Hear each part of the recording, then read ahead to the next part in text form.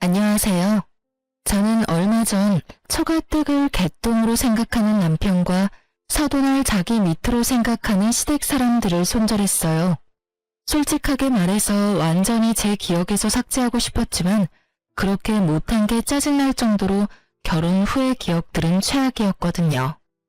연인이 부부가 되었다가 최악보다 더 못한 사이가 된 이유는 바로 시댁과 큰 연관이 있었어요.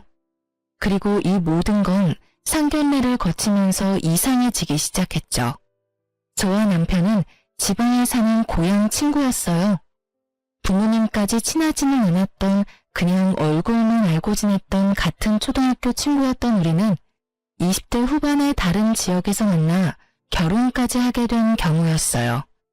시댁이 친정보다 잘 사는 건 그간 남편과의 만남을 통해 알고 있었지만 상견례 날에는 그보다 더 큰 충격이 기다리고 있었어요. 그날 친정아버지와 시부가 아는 사이라는 걸 알게 됐어요. 시부는 상견례 당시에 꽤나 잘 나가는 음식점을 운영 중인 사장님이셨고 친정아버지는 중소기업에서 일하는 직장인이었죠. 그런 두 사람 사이에 접점이 있을 거라고는 생각도 못했는데 알고 보니 두 분 젊은 시절에 같은 직장에서 일했다고 하더군요. 그것도 상사와 부하 관계였죠. 두 사람의 표정으로 보아 그다지 좋은 사이는 아니었던 것 같았어요. 하지만 그 상황에서 물어볼 수도 없었고 상견례가 끝나고 나서 아버지도 시부도 별 말이 없었으니 저도 남편도 별 생각 없이 지나쳤죠. 저는 좋은 날을 앞두고 분란을 일으키고 싶지 않은 심정이었고 남편은 귀찮은 걸 싫어하는 편이었으니 그냥 지나친 거죠. 그래서는 안 됐는데 친정아버지도 제가 결혼을 앞두고 불행해지는 걸 원하지 않았으니 아무 말 하지 않았던 거였어요. 이때 아버지는 알고 계셨던 거예요. 시댁 어른이 어떤 사람인지를요. 결국 나중에 결혼을 하고 나서야 알게 됐어요. 저희 아버지가 사돈댁 두 사람을 보고 그리 좋아하지 않았던 이유. 바로 시부도 시모도 사람을 아낄 줄 모른다는 점을 친정아버지는 알고 계셨던 거예요. 결혼 후 시부모는 저희 친정을 언제나 아래로 보며 하등하게 취급했거든요. 알만 사돈이지 예전에 자기 부하 취급하던 행동을 제 앞에서도 아버지에게도 그대로 하더군요. 그 모습에 정말 너무 어이가 없었어요. 상견례 때 아버지 모습을 보고도 별 생각 없이 결혼을 했던 저는 저와 친정이 시댁에서 어떤 취급을 받는지 아버지에게 말하고 싶지 않았어요. 제 자존심의 문제가 아니라 부모님이 상처받는 게 싫었고 결혼한 자식이 불행하다고 하면 부모님이 느낄 안타까움과 슬픔이 짐작도 안 갔으니까요. 결국 제 잘못인 거죠. 참고 살아보겠다고 결정한 그 다짐이 제 발목을 잡을 줄 몰랐으니까요. 말은 참을 수 있었어요. 제가 듣고 그냥 넘기면 되잖아요. 뭐라고 짓거리건 그냥 앞에서 흘려넘기면 될 일이고 제 기억에 남아있는 것들은 그냥 제 기억에만 남겨놓으면 된다고 생각했는데 제가 아무렇지 않게 받아들여 넘길수록 시부모는 더욱 수위를 높여 저와 제 친정에 대해 비난을 하고 아랫사람 취급을 하더군요. 그 사람들이 그런 말을 하는 건 순전히 저를 괴롭히기 위함이라는 생각이 들었어요. 제 아버지가 자기 부하 직원이었다는 걸 알고 나서는 며느리가 아닌 부하 직원의 딸처럼 보였나 봐요. 게다가 시부는 며느리가 뭐 하나 잘난 구석이 없다며 매번 저를 폄하하고 욕하기 바빴어요. 이상하죠? 결혼 전에 만나서 식사 사드리고 선물 사드릴 때는 좋아서 입이 찢어질 정도로 웃더니 말이죠.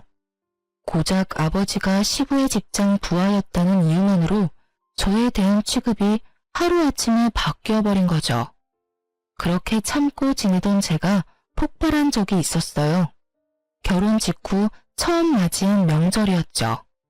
저와 남편은 양쪽 집에 드릴 선물을 미리 준비했고 용돈 봉투도 이미 준비를 다 한 상태였어요.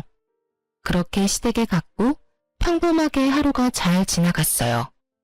이후 친정에 들르기 위해 시댁에서 나오는데 시모가 제게 선물 세트를 하나 건네더군요. 아버지한테 갖다 드려. 그래도 명절인데 사돈지간에 선물 하나는 보내야지. 빈손으로 보낸 거 보면 예의를 아는 건지 모르는 건지 이렇게 생각이 짧아서야. 선물을 건네며 함께 받은 말은 좋겠지만요. 이 정도면 대놓고 저희 부모님이 시댁에 선물을 하지 않은 걸 욕한 거나 마찬가지였죠. 선물을 준비했을 거라고는 생각을 못했기에 저도 그 말에 답을 못했어요. 그래도 시댁이 저와 친정을 생각해줬다는 생각에 마음이 좀 편해진 상태로 친정에 향했죠. 그리고 친정 부모님께 시댁에서 보낸 선물 세트를 건네고 시간을 보냈어요. 아버지는 좀 떨떠름해 보였지만 선물이 들어왔으니 남편에게 고맙다는 말을 전했어요. 그렇게 이야기하고 놀며 저녁 시간이 되어서 어머니는 들어온 선물 세트로 맛있는 음식을 해보자며 선물 세트를 열었어요. 저희가 받아온 건 말린 버섯 세트였어요. 그런데 쇼핑백에서 꺼낸 순간 모든 사람들이 깜짝 놀랐어요. 버섯 가득 곰팡이가 퍼져 있었거든요. 받아서 가지고 온 지 24시간도 지나지 않았는데 이런 곰팡이가 생길 리는 없었고 처음부터 곰팡이 생긴 걸 줬다는 게 더 맞는 말이었죠. 저는 경악, 아버지는 침착, 어머니는 정색. 그 와중에 남편은 자리를 슥 피하더군요. 저는 너무 화가 나고 어이가 없어서 밖으로 나간 남편에게 쫓아갔어요. 남편이 차로 가는 걸 확인하고 남편을 불러 세웠어요. 잠깐 서봐. 당신 이거 알고 있었어? 저렇게 곰팡이 피인 유통기한까지 벌써 지난 버섯인 거 알고 있었냐고. 나도 몰랐어. 쇼핑백에 들어가 있는데 내가 어떻게 알겠어? 남편도 당황스러운 표정인 건 마찬가지더군요. 어머님이 왜 이런 걸 우리 집에 준 거야? 내가 아무리 싫으셨다 하더라도 이건 아니지. 어떻게 사돈댁에 저런 물건을 보내? 아예 보내지 않았으면 이런 일도 없었을 거 아니야. 나도 모른다니까 왜 나한테 자꾸 화내? 그럼 내가 화 안 나게 생겼어? 그러는 당신은 왜 이렇게 조용한데? 장인 장모가 당신 부모님 때문에 화가 났는데 왜 이렇게 침착하냐고. 그럼 내가 어떻게 해야 하는 건데? 나한테 이러지 말고 당신이 직접 우리 엄마한테 말하던가. 어떻게 해야 하냐고? 그걸 몰라서 물어? 변명을 하던 핑계를 대던 뭐라도 말해야 할 거 아니야. 그러니까 나는 모르는 일이니까 당신이 우리 엄마한테 말하라고. 지금 내가 어머님한테 전화하면 좋은 소리가 나올 것 같아? 그러던지 말던지 난 모르는 일이니까 당신이랑 엄마가 알아서 해. 오늘은 여기서 못 잘 것 같으니까 나 먼저 갈게. 당신은 연휴 마지막까지 있다가 와. 결국 남편 눈은 빛보다 빠르게 사라지더군요. 그 모습에 열이 더 받은 저는 참을 수 없는 마음에 시모에게 전화를 걸었어요. 어머님, 보내주신 선물 세트 잘 받았어요. 그런데 혹시 유통기한 지난 거 알고 있으셨어요? 말린 버섯의 유통기한이 어딨니? 너 설마 나한테 지금 따지는 거야?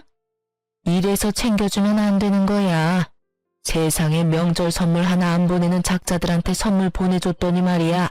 자기들이 보관 잘못해놓고 남 탓이나 하고 말이지. 그런데 가져온 지 하루도 안 지났어요. 곰팡이가 필 수 있는 상황도 아니었고요. 습한 곳에 보관하지도 않았는데 이미 곰팡이가 생겼어요. 어머님 탓이 아니라고 하셨지만 저희 잘못도 아니죠. 그래서 어쩌라는 거니? 곰팡이 폈다고 먹지를 못하는 것도 아니고 그냥 곰팡이 없는 거 골라 먹으면 될 거 아니야. 그렇게 먹어도 죽는 사람 아무도 없어. 맛에 문제 있을 것도 아닌데 왜 이렇게 호들갑이야? 그리고 넌 어떻게 시어머니한테 꼬박꼬박 말대꾸하면서 이렇게 때를 쓰고 난리야. 네가 지금 나한테 그런 소리 할 상황은 아니지 않아?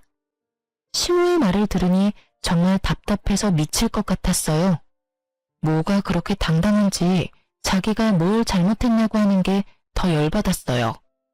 솔직히 확인도 안 하고 줬으면 확인을 못해서 미안하다고 이야기하는 게 정상 아닌가요?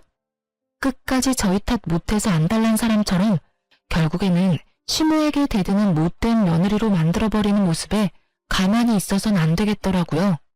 뭘 잘못했는지 직접 이해하게 만드는 수밖에요. 정말 그렇게 생각하신다는 거죠? 뭘 그렇게 생각해? 지금 하신 이야기들요. 그대로 제가 받아들여도 된다는 거죠? 너 알아서 해. 웃겨서 정말. 선물해주고도 욕 얻어먹을 줄 알았으면 나도 선물 안 했어.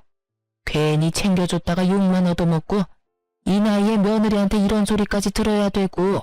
시모가 혼자 중얼중얼거리며 신세 한탄하는 거 듣고 싶지 않아서 중간에 전화 뚝 끊어버렸어요. 시모가 다시 전화하지는 않았지만 남편에게 엄청 뭐라고 한 것 같더라고요. 시모 이야기하는데 전화 끊는 며느리가 어딨냐면서요. 그 이야기를 들으면서도 저는 한귀로 흘렸어요. 그것보다 더 중요한 일이 있었거든요. 다행히 시부 생신이 곧 다가오고 있었거든요. 저는 그날을 복수의 날로 정했거든요. 저와 제 친정이 받은 이 수모를 되갚아줘야 하는 게 당연한 일이잖아요. 아버지가 젊은 시절 자기 부하였고 얼마나 괴롭혔는지는 모르겠지만 그것과는 별개로 사돈댁으로 만났는데 이런 짓을 벌인 건 상식에 어긋나는 행동이죠. 그리고 무엇보다 제가 용서할 수 없었어요. 그렇게 착한 사람도 아니고 저도 한 성깔하는데 굳이 시부를 놔둘 생각은 절대 아니었어요. 시부 생신을 위해서 저는 열흘 전부터 준비했어요. 미역국과 잡채, 갈비찜 등을 준비하기 위해 재료를 열흘 전부터 사놓았거든요. 그리고 시부모를 집으로 초대했죠. 시모가 10월은 생일은 직접 만든 생일상으로 차리라고 했기에 그렇게 하려고 부른 거였죠. 집으로 들어오는 시부모들의 표정에는 여전히 깔보는 표정이 가득했어요. 그리고 저는 그 표정을 보며 속으로 비웃었어요. 점심 식사를 위해 모인 시모는 우리 집에 들어오면서부터 역시나 마음에 안 든다며 짜증나는 소리를 해대더군요. 집은 치우고 사니? 어떻게 이렇게 정리도 안 하고 살아? 우리 아들 불쌍해서 이런 집도 집이라고 같이 살고 있는 꼴 보니 에휴. 그러게요. 남편 버는 것만으로는 감당이 안 돼서 맞벌이 중인데 집안일이 모두 제 몫이라 감당이 안 돼서 그런가 봐요. 어머님이 이해하세요. 이 사람이 돈 못 버는 게 이 사람 탓은 아니잖아요. 시모의 표정이 순식간에 시뻘겋게 변하더군요. 그러게 말을 조심해야지. 집이 더러운 게 오로지 며느리 탓인 양 이야기하고 싶었겠지만 그게 제 탓만은 아니잖아요. 게다가 제가 시모의 말을 이용해 남편을 돌려가자 남편도 기분이 나쁜 표정이었어요. 그런데 집안일에 손도 안 댄 건 사실이니까 자기가 뭐라 할 말이 없으니 참고 있는 것처럼 보였어요. 식사나 하자. 시모는 목표를 바꾼 모양이었어요. 그쪽으로 저를 자극해서 얻을 것 없다는 걸 알았으니 음식으로 저를 혼낼 생각이었던 것 같더라고요. 물론 예상하긴 했죠. 그리고 입에 하나씩 반찬이 들어가자 여기저기서 소리가 튀어나오더군요. 뭐야? 무슨 갈비찜에서 누린내가 이렇게 나? 여보, 당신 맛 안 봤어? 미역국 맛이 이상한데 상한 거 아니야? 생신잔치의 주인인 시부는 아예 먹던 걸 입 밖으로 뱉어내고 있었어요. 저는 천연덕스럽게 말했죠. 상했다고? 좀 오래되긴 했는데 상한 부분은 다 잘라내고 만들었어. 고기를 좀 오래전에 사놓고 넣어뒀던 거라 고기 들어간 음식은 다 맛이 이상했나 보다. 그래도 이거 먹는다고 죽는 건 아니잖아. 그게 할 말이야? 아니 어떤 며느리가 시부모 생신상을 오래된 고기로 만들어. 당신 장인어른 장모님한테 밥 대접할 때도 오래된 고기 쓸 거야? 그럴 리가 있겠어? 우리 부모님은 오래된 걸 못 먹으셔. 유통기한 임박한 것도 불안해서 못 드시는 분들인데 내가 왜 그런 걸 대접해? 그걸 말이라고 해? 지금 당신이 처갓집이랑 우리 집 차별하고 있잖아. 차별이야? 이게? 어째서? 나는 어머님이 나한테 저번 명절에 하신 말씀대로 하고 있어. 그렇죠, 어머님. 갑자기 화살이 자기에게로 몰리자 시모가 당황한 표정으로 저를 바라보며 말하더군요. 난 그런 적 없어. 내가 언제 오래된 고기로 반찬하라고 했니? 이상하네요. 어머님 저번에 저희 친정에 유통기한 지난 거 주시면서 그렇게 말씀하시지 않았어요? 곰팡이 없는 부분만 먹으면 된다고요. 그렇게 먹어도 죽는 사람 아무도 없다고 하셨잖아요. 그래서 저는 어머님이 유통기한 지난 재료로 음식 만드는 거 좋아하시는 줄 알았지 뭐예요. 그래서 저도 최대한 취향 맞춰드리려고 열흘 전부터 고기 사서 숙성시켜뒀는데 어디가 잘못된 거죠? 제 말에 세 사람이 모두 말도 없이 저만 쳐다보더군요. 저는 당당했어요. 시작은 지들이 먼저 했지 제가 한 건 아니니까요. 뭐 설마 그날 그 일 마음에 두고 이런 일 벌인 거니? 시아버지 생신에? 이런 일을 벌이다뇨. 어머님은 그때 우리 집에 곰팡이 핀 물건 주면서 일부러 당당하게 구신 건 아닐 거잖아요. 곰팡이 핀 물건이라도 소중한 거라고 생각하라고 말씀하신 게 어머님이시니까 저도 그 말 그대로 존중해 드린 거죠. 설마 이게 실례라고 말하지는 않으시겠죠? 그렇다면 그때 우리 집에 그런 물건 주신 건 어머님이 실례하신 일일 테니까요. 제 말에 시모는 아무 말도 못하고 버벅거리고 있더군요. 남편도 놀란 얼굴로 저를 쳐다보고요. 다들 그런 생각이 들었을 거예요. 눈앞에 있는 이 여자가 얼마나 집요하게 그때 일을 생각하고 이런 짓을 벌였을까 하고요. 실례라면 제가 사과드릴 수도 있어요. 그렇지만 진짜 실례면 어머니도 저희 부모님께 사과하셔야겠죠? 그 말에 할 말이 없는 시모는 저를 노려보기만 할 뿐이었고 사과할 생각은 전혀 없어 보였어요. 하긴 사과를 할 사람이었으면 제가 이런 짓도 안 했을 테죠. 저는 시부모에게 대놓고 말했어요. 받은 대로 해드리는 것뿐이에요. 그러니까 앞으로도 시댁 행사에는 어머님이 좋아하시는 유통기한 지난 재료 넉넉히 써서 음식 해드릴게요. 그 말에 남편은 난감한 표정이었고 시모는 분한 표정이었어요. 하지만 할 말이 없겠죠. 제가 틀린 말 한 건 아니잖아요. 그리고 다 뿌린 대로 거두는 거잖아요. 결국 그 이후로 시부모님은 저한테 음식을 하라고 말하지도 않고 물건을 저한테 주지도 않았어요. 안 받고 안 주는 게 제일 깔끔하죠. 그런데 역시나 끝까지 저희 부모님께 사과는 안 하더라고요. 모가지가 얼마나 빳빳한지. 그 일이 있고 나서 저와 시부모는 이미 건널 수 없는 강을 건넌 것처럼 사이가 확실하게 나빠졌어요. 대놓고 저한테 뭐라고 하지는 않았지만 표정과 행동에서 보이는 것도 있잖아요. 그래도 저는 별로 신경 안 썼어요. 시댁이란 건 안 보면 그만이고 정말로 더 큰 일이 생기면 진짜 이혼해버려야겠다고 생각하고 있었거든요. 생각 외로 별탈 없이 시간이 지나면서 친정의 제 할아버지가 돌아가셨어요. 그리고 저희 친정아버지에게는 조부의 유산으로 땅이 하나 생겼죠. 별로 신경 안 쓰고 있던 땅이었는데 그 땅 주변이 예전보다 발전을 많이 하는 바람에 값이 예전보다 많이 올랐더라고요. 아무리 지방의 소도시라도 땅 평수가 작지 않으니 가격은 좀 됐어요.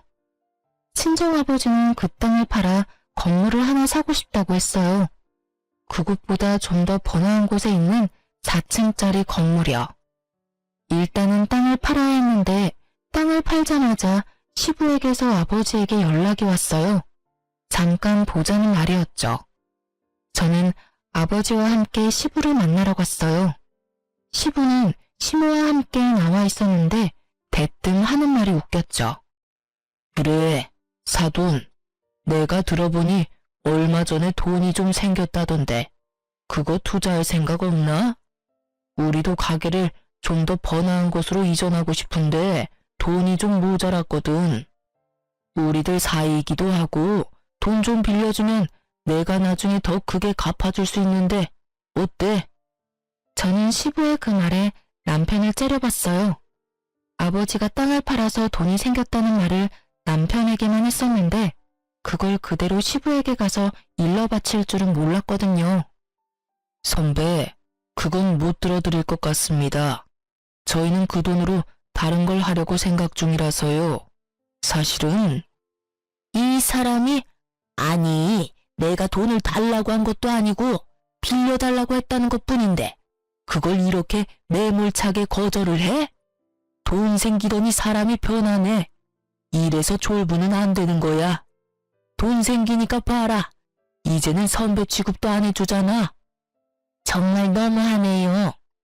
여태껏 저희가 며느리한테 부족하게 한 것도 없는데 겨우 돈 5천만 원 빌려달라는데 그걸 거절해요? 세상에.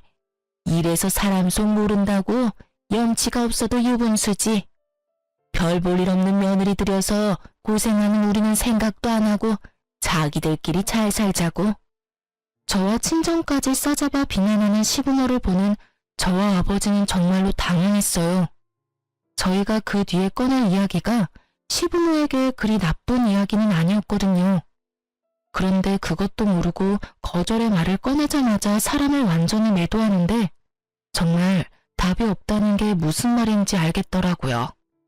결국 아버지도 열을 받았는지 조용하시던 분이 한마디 꺼냈죠. 돈 맡겨놨습니까? 아무리 사돈이라도 정도가 있는 법이지. 손에 칼만 안 들었다 뿐이지 완전 날강도 아니오. 결국은 친정아버지가 먼저 자리를 떴어요. 저와 남편은 중간에서 난감한 상황이었죠. 이 일만으로도 제 머릿속이 엉망이었는데 더 안 좋은 일은 그 뒤에 일어났어요. 남편과 시부는 그 뒤로 제게 냉랭하게 대했고 저는 아무런 말도 건넬 수 없었죠. 남편과 이야기를 해봐야겠다 싶은 마음에 연차를 쓰고 남편과 시부가 일하는 음식점으로 갔어요. 그런데 가게 안으로 들어가기 전 유리병 너머로 남편과 가게 여직원이 이야기하고 있는 게 보이더군요. 그런데 남편 손의 위치를 보고 제가 폭발할 뻔했거든요. 여직원 허리에 손을 얹고 있었고 여직원은 뭐가 좋은지 하하호호 하며 몸을 찰싹 붙이고 있었어요. 너무 열받은 제가 문을 열고 들어가며 소리쳤죠. 지금 뭐 하는 짓들이야? 저를 보고 남편과 상간녀는 깜짝 놀란 모양이더군요. 당신 이게 뭐야? 설마 가게 여직원이랑 바람났어? 여보, 그게... 난감해하는 남편과 모른 척하며 눈을 피하는 상간녀를 보니 억장이 다 무너지는 기분이었어요. 저는 남편에게 소리쳤죠. 내가 당신하고 이야기하려고 여기까지 왔는데 설마 이런 걸 보게 될 줄 상상도 못했네. 얼마나 됐어? 어디까지 갔어? 왜 이리 소란스럽냐? 제 목소리에 튀어나온 시부가 뚱한 표정으로 저를 보며 한마디 하더군요. 넌 여기 왜 왔어? 남편 일하는 곳이 음식점이라서 편하게 들락날락해도 된다고 생각하냐? 그리고 남편 일하는 곳에서 소리 지르는 건 네 아비가 가르치든? 결국 또 말끝에 아버지를 걸고 넘어지는 시부를 보며 아니 이 상황에 대해 아무 말도 하지 않는 시부를 보며 저도 부글부글 끓었죠. 아버님도 아셨어요? 이 사람 여기서 바람 피우는 거? 소리 지르지 말래도 바람을 피우든 뭘 하든 네가 뭔 상관이야. 며느리로서 네가 마땅히 해야 할 일도 하지 않는데 아들이 바람 피우는 건 어쩔 수 없지. 도움이 안 될 거면 가만히라도 있어라. 그럼 다 알고도 지금 저한테 제가 며느리로서 뭘 못했는데요? 내가 머리 숙이고 들어가서 돈을 빌려달라고 했으면 네가 나서서 일이 잘 되도록 했어야 하는 거 아니냐?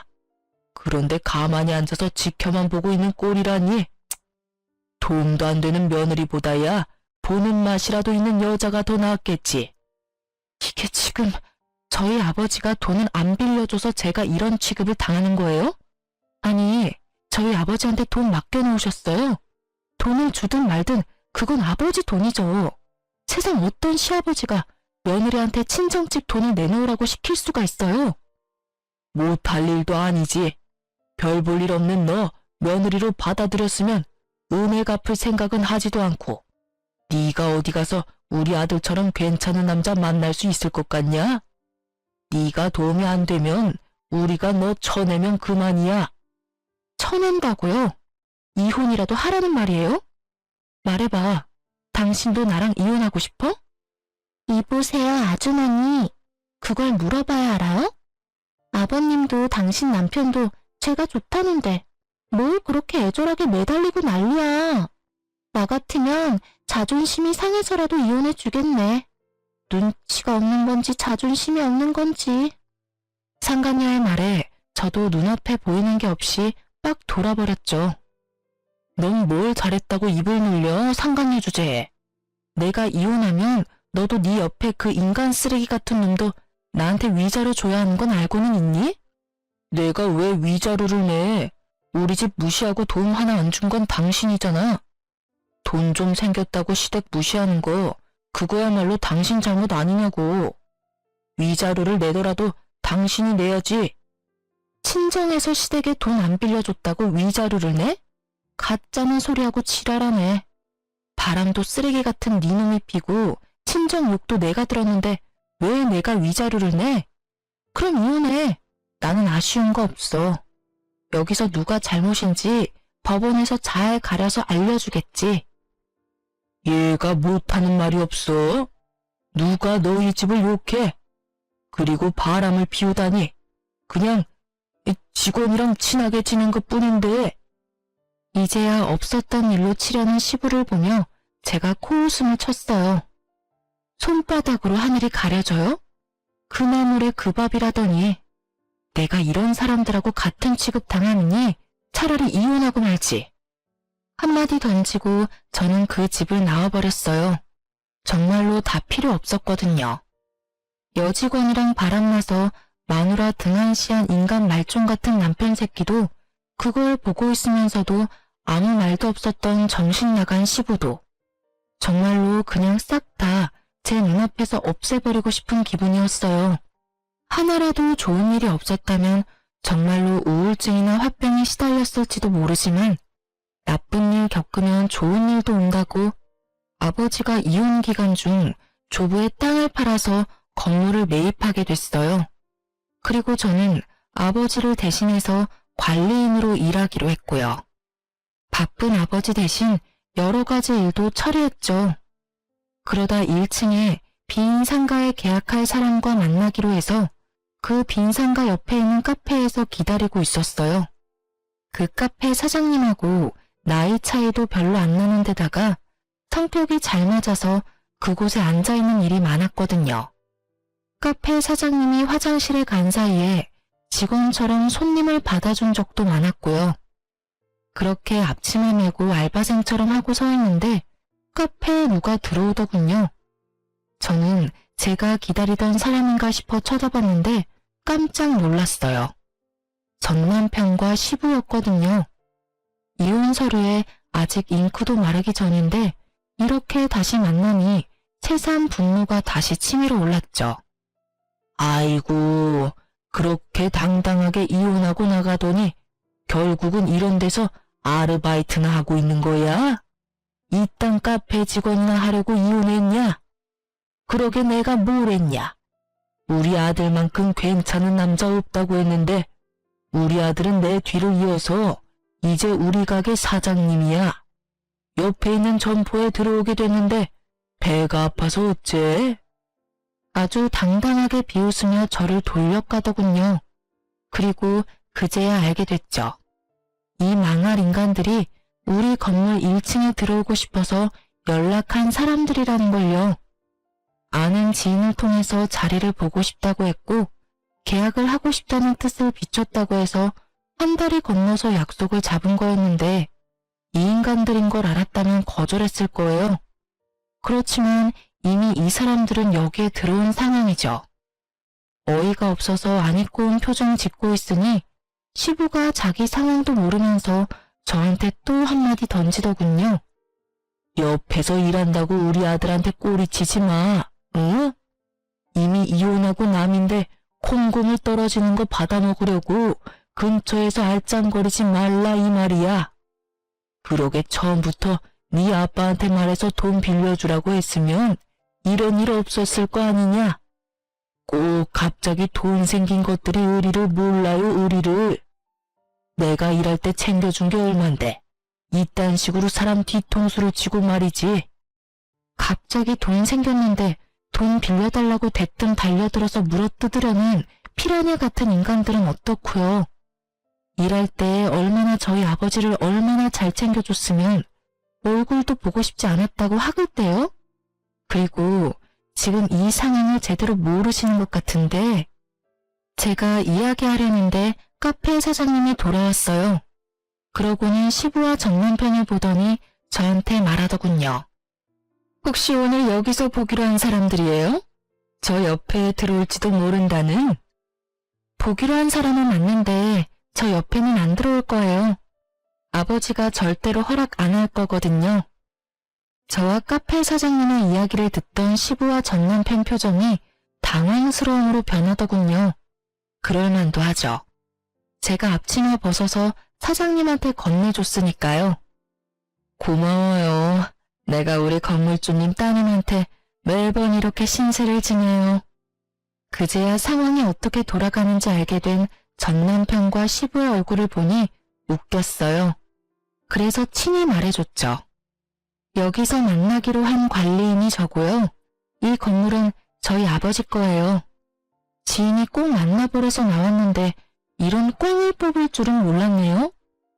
뭐 오셨으니까 차나 한잔하고 가세요. 어차피 저희도 계약은 생각 없고 그쪽도 생각 없을 거 아니에요. 그 잘난 아드님이 가게 사장님인데 저랑 이혼한 사이면 굳이 여기까지 기어들어 오진 않겠죠. 제 말에 두 사람 얼굴이 허옇게 질리더군요. 아니, 여기가 너희 아버지 건물이라고? 생각보다 입지가 좋은 곳이었으니까 본인들도 놀랐을 거예요. 쥐꼬리만한 돈으로 뭘 하겠나 싶었을 테니까요. 뭐 그런 쥐꼬리만한 돈 강탈해 가려고 한 사람들이니 더 놀란 것도 있겠죠. 네, 여기가 아버지 건물이에요. 뭐 예정도 있으니 들어와도 상관은 없어요.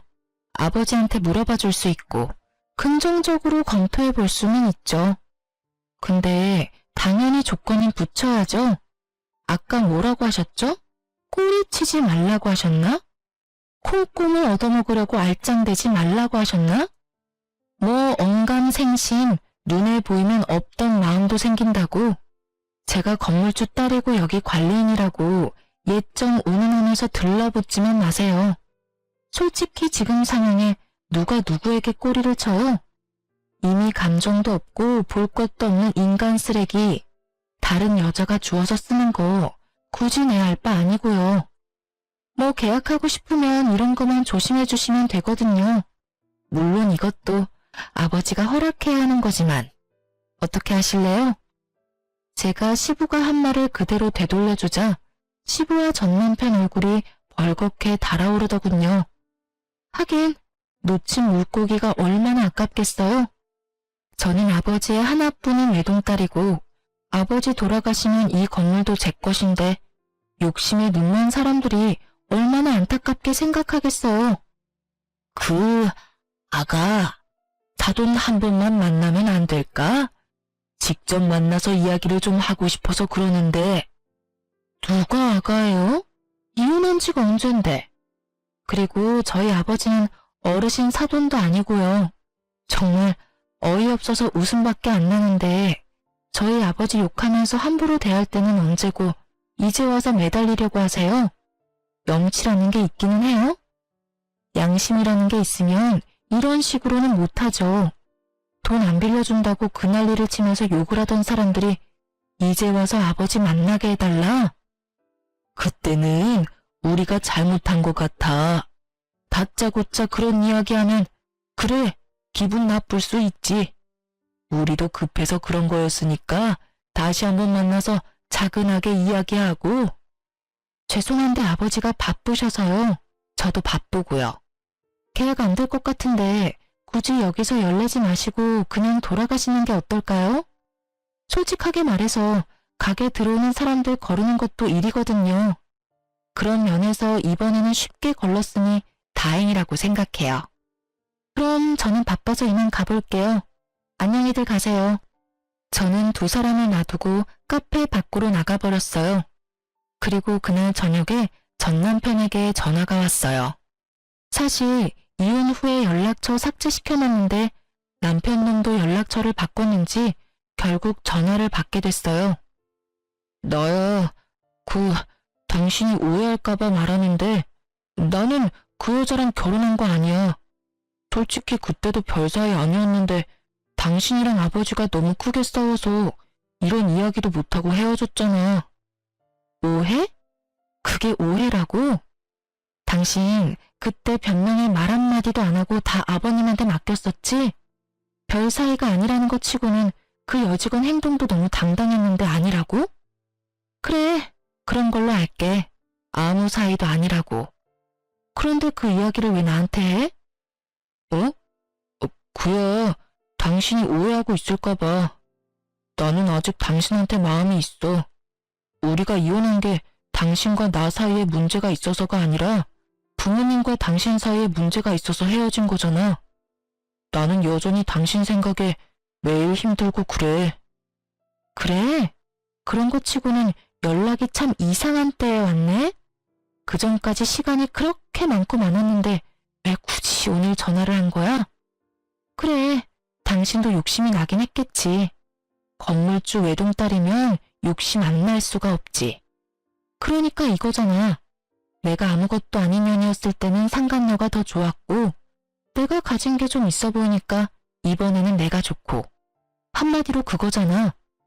그런데 너는 나한테 아무런 메리트가 없어. 장점이 하나도 없다고. 솔직하게 말해서 직장 직원이랑 바람 피우는 남자를 대체 어떻게 다시 믿고 만나겠어? 상식이 아니지. 그리고 당신이 나한테 이러는 거 그 상간녀는 알기나 해?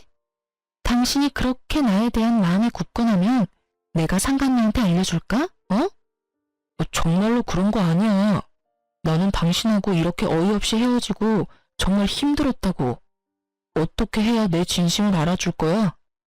진심이고 나발이고 너한테 그런 진심이란 게 있을 리가 없지, 정신 나간 새끼야. 아, 그리고 하나 알려줄까? 너 바람 피우다 딱 걸린 날 내가 왜 당신한테 말도 없이 가게 찾아갔는지 알아? 내가 말해주고 싶은 게 있었거든. 너희 아버지가 우리 아빠한테 돈 빌려달라고 했었잖아. 그때 아버지가 거절하고 나서 그 뒤에 무슨 말 하려고 했는지 나도 알고 있었거든. 아버지가 그때 뭐라고 하려고 했냐면 그 돈으로 건물을 살 건데 1층에 저렴하게 입점하시는 게 어떻겠냐고 물으려고 했었어. 그런데 너희 아버지 뭐랬어? 거절한다는 말 듣자마자 우리 아버지랑 나한테 온갖 비난의 말 다 쏟아내지 않았어? 그거 이야기하러 당신 가게 들린 거야. 그런데 잘 된 거지. 내가 당신 바람낸 것도 모르고 입점시켜줬으면 당신 좋은 일만 시킬 뻔했잖아. 그치? 정말로 하늘이 도왔지 뭐야? 어떻게 그 타이밍에 당신이 딱 바람을 피워서 내가 그런 미친 짓 안 하도록 만들었는지. 제 말에 전 남편이 할 말을 잃었는지 말이 없더군요. 하긴 그럴 수밖에 없죠. 두 번의 기회가 순식간에 날아간 거는 똑같잖아요. 우리 아버지가 너희 아버지 같은 줄 알아?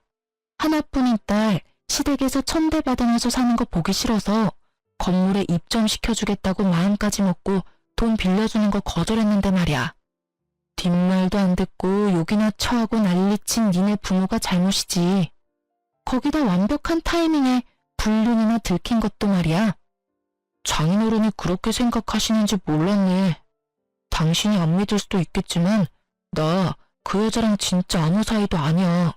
그냥 잠깐 한눈 판 것뿐이고 당신이 생각하는 어떤 일도 없었고. 나한테 변명을 왜 해? 그리고 우리 아버지가 왜 당신 장인이야? 우리 사이 이미 다 끝난 거 몰라? 아니면 알고도 지금 작업하는 거야? 너희 아버지 말 못 들었어? 꼬리치지 말라잖아. 그럴 생각도 감정도 없으니까 너도 나한테 이런 정신 나간 소리 하지 마. 소름 돋으니까. 이야기 끝났으니까 전화 끊을게. 연락 다시는 하지 마. 대수가 없으려니까 별 미친 것들이 들러붙어요. 저는 그렇게 말하고 전화를 뚝 끊어버렸어요. 그리고 수신 차단 걸었죠. 그걸로 끝난 줄 알았는데 그 다음날 전 시부가 저희 건물에 찾아왔더군요. 아버지와 전화통화가 안 됐던 건지 저를 찾으며 난리를 피우길래 만나줬더니 대뜸 그러더군요. 아가, 우리가 오해했어. 그런 일이 있을 거라고는 꿈에도 생각 못했다. 설마 우리한테 입점시켜줄 거라는 말이었다니. 그런 오해가 있었으니 너희의 이혼은 없던 일로 하자꾸나. 다 늙어 빠진 우리들이 너희 이혼을 이래라 저래라 하는 게 아니었어. 내가 그 여직원도 이미 내쳤고 너희 시어머니한테도 단단히 일러뒀다. 기분 나빴던 일이 있으면 풀고 다시 시작해보는 게 어떠냐? 아들도 여전히 너한테 마음이 있다고 하고.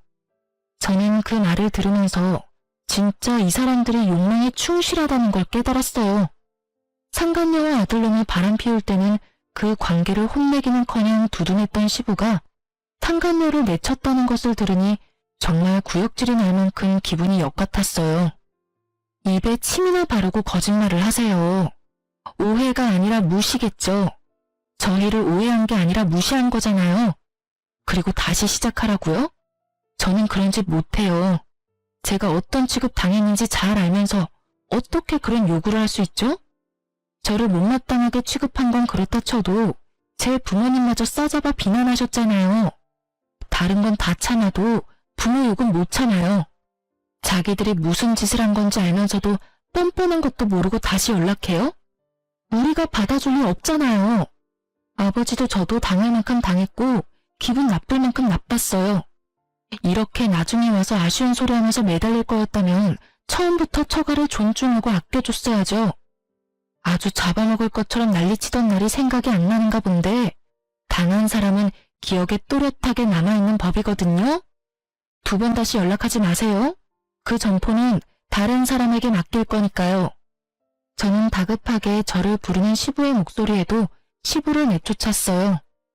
여기까지 와서 한다는 소리가 아휴 정말 욕심이 하늘을 찌르더군요. 거짓말도 어쩜 저렇게 잘하는지.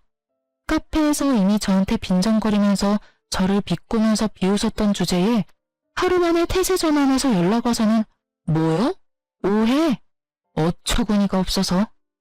이야기를 듣는 내내 이 인간들 가식에 험한 욕 내뱉고 싶었던 적이 한두 번이 아니었어요. 말 같지도 않은 소리를 턱턱 내뱉는 걸 보니 역시 사람 변하지 않는구나 싶었고요. 이날 있었던 일을 친정아버지에게 이야기했더니 엄청나게 화를 내시더라고요. 사실 돈 빌려달라고 했을 때 정말 마음속으로 화를 엄청 내고 싶었다고 하더라고요. 그런데 참을 수밖에 없었던 이유는 화를 내면 제게 피해가 갈 거라고 생각했다고 하더군요. 그리고 1층을 싸게 내어주겠다는 제안도 시부 말이 끝나고 했어도 됐었지만 일부러 하지 않았다고 하더군요. 아버지는 알고 있었던 거예요. 시댁이 한번 잘해주면 영원히 들러붙어서 기생충처럼 저희를 괴롭힐 거라는 걸요. 그래서 시부가 욕할 때 차라리 잘 됐다고 생각했었대요. 저를 위해서 1층을 내어주려 했는데 예전과 전혀 바뀌지 않은 시부의 모습에 생각을 바꿨다고 말이죠. 그래서 제가 이혼했을 때도 차라리 잘 됐다고 말해줬어요. 제게 이혼녀라는 꼬리표가 달린 건 너무 싫지만 전 남편과 시부라는 또라이들에게서 둘러싸여서 괴롭힘 당하는 걸 보는 건 더 싫었다고요. 이혼은 신중해야 하는 것이고 되돌릴 수 없는 일이지만 세상에 되돌리지 않는 게 훨씬 나은 일도 있으니까요. 저처럼 말이죠. 정말 이혼 참 잘했다는 생각이 들어요. 처음부터 저런 본성을 알고 있었다면 아예 시작조차 하지 않았을 테지만 그건 제가 알 길은 없으니 지금이라도 헤어진 게 다행일 수밖에 없죠. 예전에 저처럼 고민하는 사람들 있다면 말해주고 싶네요. 헤어지는 걸 두려워하지 말라고요. 천벌 받을 놈은 받게 돼 있고 뿌린 대로 다 거두게 되어 있으니 굳이 스스로를 힘들게 하지 마시고요. 좋은 일, 즐거운 일만 하기에도 짧은 시간인데 저를 괴롭히는 사람들에게 할애할 시간 같은 거 아예 없애버리는 게 차라리 정신건강에 좋으니까요. 저도 그런 마음으로 열심히 제 인생을 풍부하게 만들려고 노력하며 살고 있어요. 그리고 그 노력이 결실을 맺어 이렇게 사연글도 쓰고 있는 거겠죠. 지금까지 들어주신 분들 모두 감사합니다. 행복하세요.